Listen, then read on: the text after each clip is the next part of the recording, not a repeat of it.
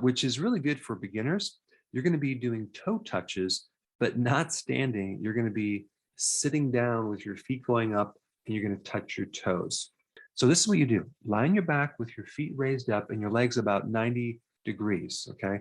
Now, this might not necessarily be for beginners, but for most people, it should be doable. So in this exercise, you're going to engage your lower abdominals as you lift your upper body off the mat. Reach your hands toward your toes, pausing for 1 to 2 seconds at the top, then slowly lower back down. I would recommend doing 1 to 3 sets of about 12 to 18 repetitions every other day. This is a great exercise for your core. All right, the next exercise is called bicycle crunches. Now for this exercise, make sure you rotate your core to avoid pulling your hips or straining your neck. Then you're going to stabilize your lower back to the floor and then draw your shoulders away from your ears. So this is how to do it. Just lie on your back with your knees and your heels flat on the floor. Interlace your fingers at the base of your skull. Then you're going to come into a starting position by engaging your core, lifting your upper body from the floor and raising your knees so they're directly above your hips.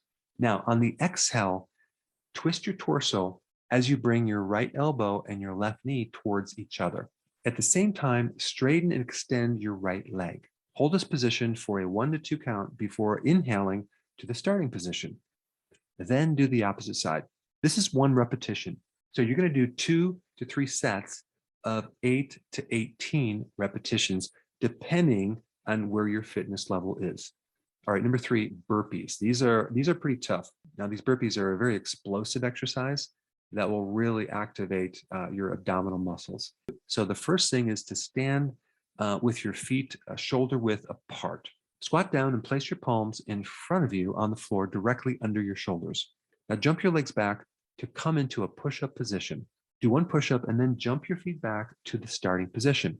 Raise your arms overhead as you explosively jump. Upon landing, lower back down to the squat position. You want to do between 6 to 10 sets of 12 to 25 repetitions. Now, realize you got to work up to this because it's going to take some time to get used to this exercise. It's pretty intense.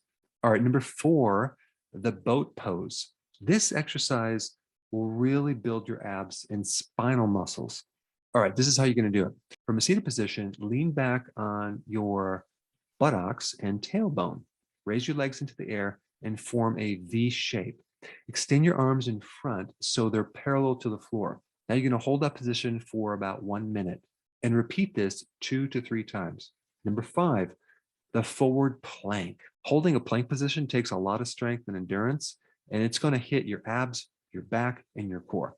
The plank is one of the best exercises for core conditioning, but it can also work your glutes and hamstrings and really help your posture and your balance.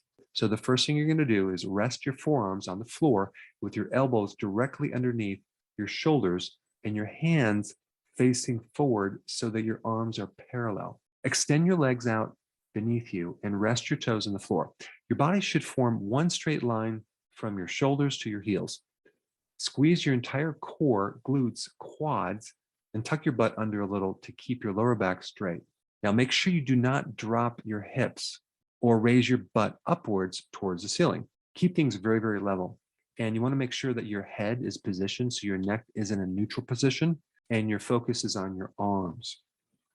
Now you're going to hold this position for about 40 seconds. Now at first, maybe you can get to 20 seconds, but you want to work up to 40 seconds.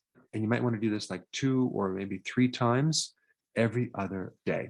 All right, so now that you have a more comprehensive plan for getting rid of that belly fat, you might want to check out this tutorial on how to do keto and intermittent fasting correctly.